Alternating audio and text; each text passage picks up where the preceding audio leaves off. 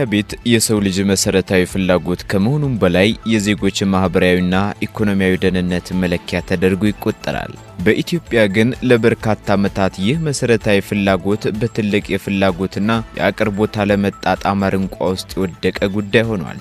በተለይም ከተሞች በፍጥነት በማደግ ላይ ባሉበት ሁኔታ የቤት እጦት ችግር ከጊዜ ወደ ጊዜ እየሰፋ በመሄድ ለብዙሃኑ ዜጎች መሰረታዊ የኑሮ ቅሬታ ምንጭም እየሆነ መጥቷል።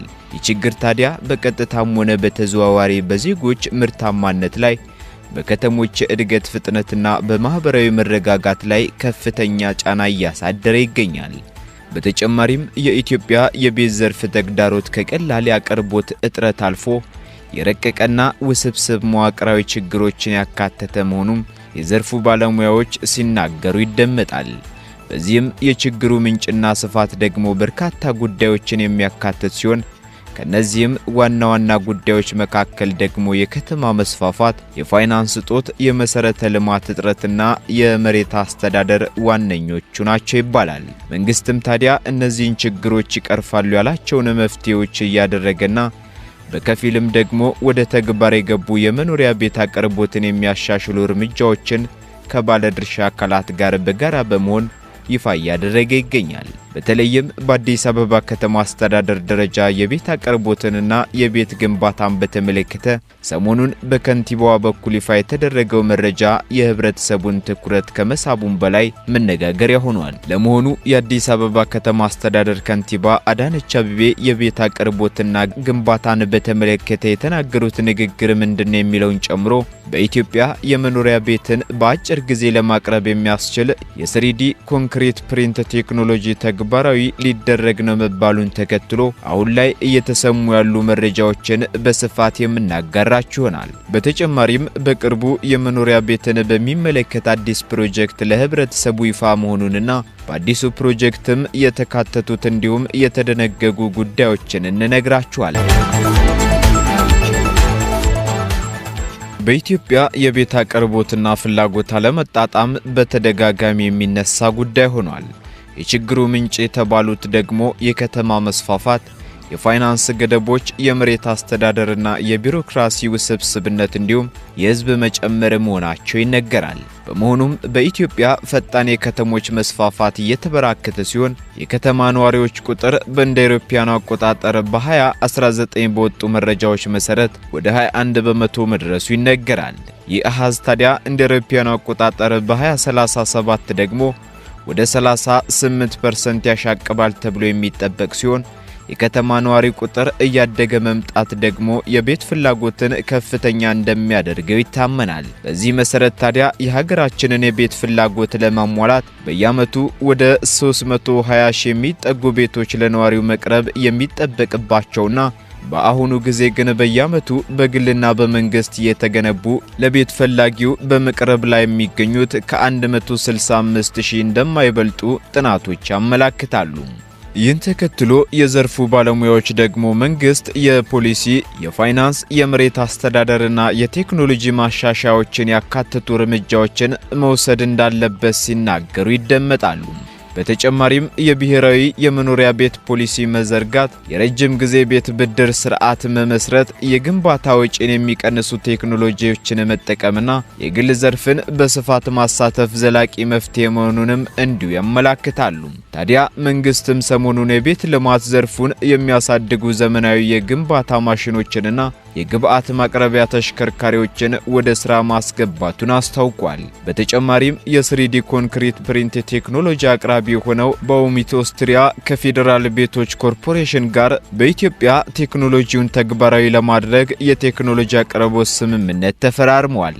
ስምምነቱንም የፌዴራል ቤቶች ኮርፖሬሽን ዋና ስራ አስፈጻሚ አቶ ረሻድ ከማልና የባውሚት ኦስትሪያ ዋና ስራ አስፈጻሚ ኤድዋርድ አርትነር የፈረሙ ሲሆን ባውሚት ኦስትሪያ ደግሞ ቴክኖሎጂውን፣ ተከላውን፣ የእውቀት ሽግግርንና ስልጠናውን ለኮርፖሬሽኑ ያቀርባል ተብሏል። በዚህ ወቅትም ሚስተር ኤድዋርድ ሲናገሩ ኢትዮጵያ በአፍሪካ ተምሳሌት በመሆኗ በቤት ልማት ዘርፉ ላይ ጠንካራ ተሳትፎ እንደሚያደርጉ ገልጸው የ3D ቴክኖሎጂው ቤትን በተመጣጣኝ ዋጋ በጥራትና በአጭር ጊዜ በማቅረብ የኢትዮጵያን የቤት አቅርቦት እንደሚቀይረው እምነት እንዳላቸው ተናግረዋል።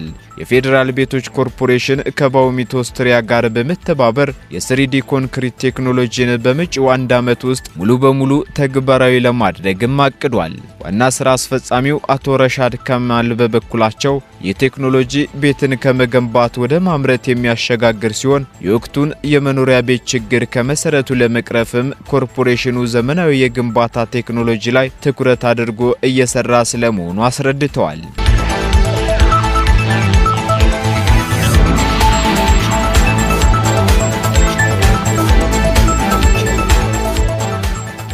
ስምምነቱ የኮርፖሬሽኑንና የሀገራዊ የቤት ልማት እቅድን ተግባራዊ ለማድረግ ደግሞ ትልቅ ሚና እንደሚኖረው ታምኖበታልም የተባለ ሲሆን ባውሚት ኦስትሪያ ለመጀመሪያ ጊዜ በ3D ኮንክሪት ፕሪንት ቴክኖሎጂ ለሚገነቡት ቤቶች የገንዘብና የቴክኖሎጂ ድጋፍ እንደሚያደርግም ተገልጿል።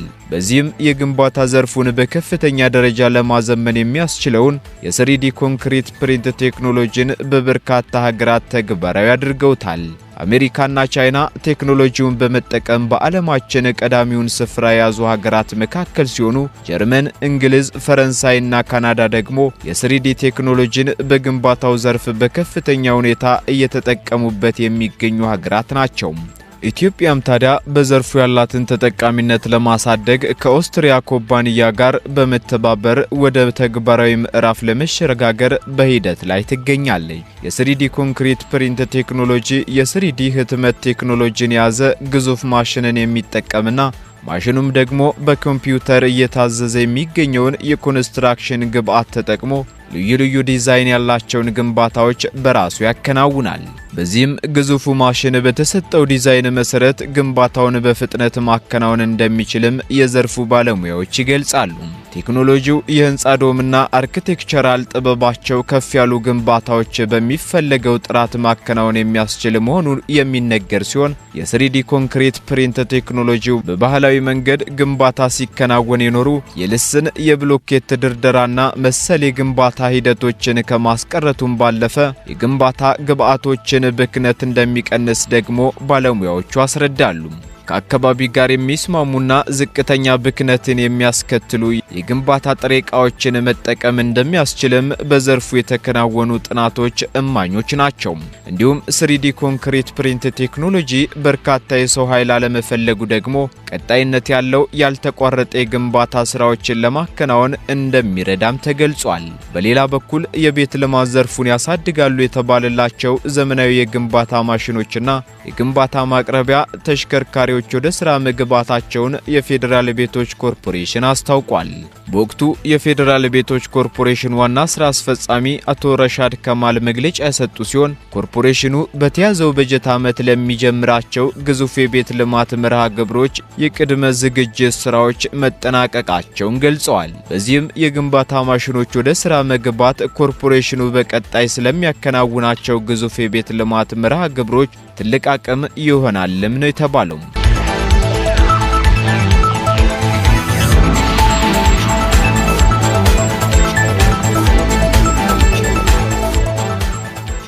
ይህ በእንዲህ እንዳለ ደግሞ በሶስተኛው የአዲስ አበባ ከተማ ምክር ቤት 5ኛ ዓመት የሥራ ዘመን አንደኛ መደበኛ ጉባኤ ላይ ለተነሱት ጥያቄዎች ምላሽና ማብራሪያ የሰጡት የከተማ አስተዳደሩ ከንቲባ አዳነች አቤቤ የቤት ግንባታን በተመለከተ የተናገሩት ንግግር ትኩረትን የሳበ ጉዳይ ሆኗል። በዕለቱም ለከንቲባዋ ከተነሱት ጥያቄዎች መካከል የትራንስፖርት ታሪፍ ጭማሬ፣ የንጹህ የመጠጥ ውሃ አቅርቦት፣ የጤና ጣቢያ እጥረትና የመኖሪያ ቤት ጉዳይ ዋና ዋና ጥያቄዎች ናቸው። ለተነሱት ጥያቄዎችም ምላሽ የሰጡት ከንቲባ አዳነች በዘንድሮ 2018 ዓ.ም በአዲስ አበባ ከተማ የኮሪደር ስራ ተብሎ እንደ አዲስ የሚጀመር ስራ እንደማይኖር ገልጸው የዘንድሮ ትኩረት ቤቶችን መገንባትና የውሃ አቅርቦትን ማሻሻል ነው ሲሉ ተደምጠዋል። በዚህም እስካሁን በኮሪደር ስራ የተገኙ ውጤቶች ከከተማው ስፋት አንጻር ገና እንደሆኑ ያነሱት ከንቲባዋ ስራዎቹ ግን የተሰሩት ታቅዶባቸው የበጀት ዝግጅት ተደርጎ ቤቶች ተዘጋጅተው የበጀት ቅደም ተከተል ተስተካክሎ መሆኑንና ስራው ሰፊ ዝግጅት የሚፈልግ እንደሆነም አመላክተዋል። በመሆኑም በዘንድሮ ዓመት በከተማው የኮሪደር ስራ ተብሎ እንደ አዲስ የሚጀመር ነገር እንደማይኖርና ዘንድሮ ዋናውና ትልቁ ትኩረት የመኖሪያ ቤት ግንባታ ይሆናል ብለው በምክር ቤት ደረጃ ማጽደቃቸውን አስረድተዋል። በሌላ በኩል ከ1.5 ሚሊዮን በላይ ቤቶች እንደሚገነቡ ደግሞ ጠቅላይ ሚኒስትር ዶክተር አብይ አህመድ መናገራቸው አይዘነጋም።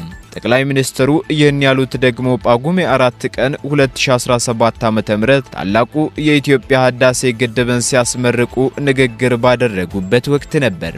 ጠቅላይ ሚኒስትሩ በንግግራቸው ታዲያ በአጠቃላይ ከ30 ቢሊዮን ዶላር በላይ ሀብት የሚፈስባቸውን ሜጋ ፕሮጀክቶች እንደሚከናወኑ ገልጸዋል።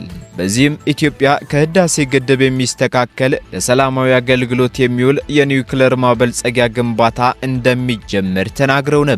በተጨማሪም በሚቀጥሉት 5 እና 6 ዓመታት በትንሹ ከ1.5 ሚሊዮን በላይ ቤቶች ይገነባሉ ማለታቸውንም እንዲሁ በዜና ወጃችን ወደ እናንተ ማድረሳችን አይዘነጋም። በዛሬው የልዩ ጥንቅር ፕሮግራማችን በየዕለት ዕለቱ የሚነሳውን የቤት ፍላጎትና ባለቤትነት ጥያቄ በተመለከተ ከሰሞኑ የተሰሙ አዳዲስ ጉዳዮችን ስናቀርብላችሁ ቆይታ አደረግን። አብራችሁን ስለቆያችሁ እጅግ አድርገን እናመሰግናለን።